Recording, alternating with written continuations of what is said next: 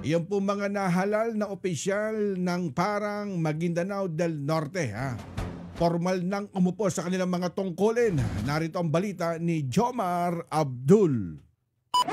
Target on air. Live report. Karex, tama po kayo. Opisyal nang umupo sa kanilang mga tungkulin ang mga bagong halal at muling nahalal na opisyal ng bayan ng Parang Maguindanao del Norte kahapon, Hunyo 30 ng taong kasalukuyan sa isang seremonya na ginanap sa labi ng Iranon Palace sa Parang Municipal Compound. Pirangunahan ang seremonya ni Parang Maguindanao del Norte Honorable Mayor Kahar P. Ibay kasama si elected Vice Mayor Honorable Abdulaziz Mahal Tiali.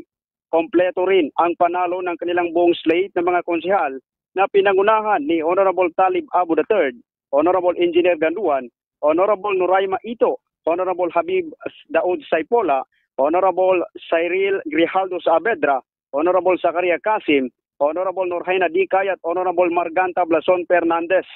Sa kanyang talumpati, nagpasalamat si Mayor Ibay sa mga botante ng Parang at nangako ng patuloy na dedikasyon sa paglilingkod sa kanyang bayan.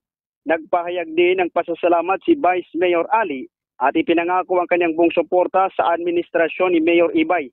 Sa kanilang panunumpa, taos-pusong nagpasalamat ang mga bagong halal at opisyal sa tiwalang ipinagkaloob ng mga mamamayan ng Parang Maguindanao del Norte.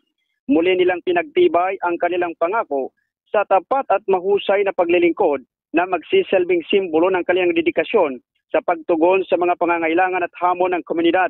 Ang seremonya ng panunumpa ay hindi lamang isang pagdiriwang, kundi isang simula ng isang bagong kabanata ng paglilingkod ng bayan dito sa bayan ng Parang Maguindanao del Norte.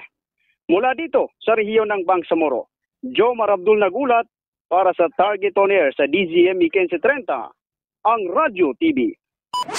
Target on air. Live report.